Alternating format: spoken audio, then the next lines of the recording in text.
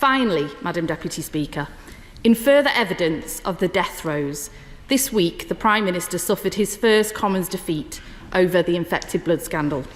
So off is their judgment, they could not even support a measured, reasonable amendment from the Right Honourable Member for Hull North to set up a body to administer compensation immediately, as recommended by Sir Brian Langstaff, who led the inquiry.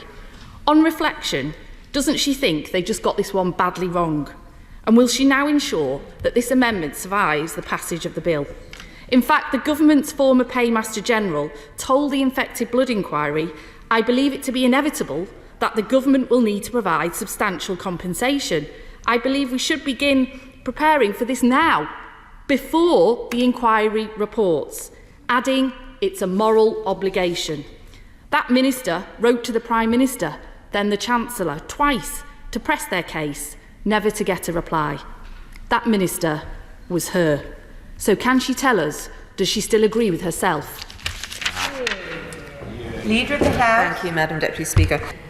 The Honourable Lady raises the very important matter of the infected blood scandal, and she is right. I was the minister that set up the compensation scheme, and I felt it very important that it run concurrently with the inquiry and not having to wait until the inquiry reported and then set up that piece of work. Sir Robert Francis has done a very good job, and the Minister for the Cabinet Office is now doing the heavy lifting on putting a scheme together.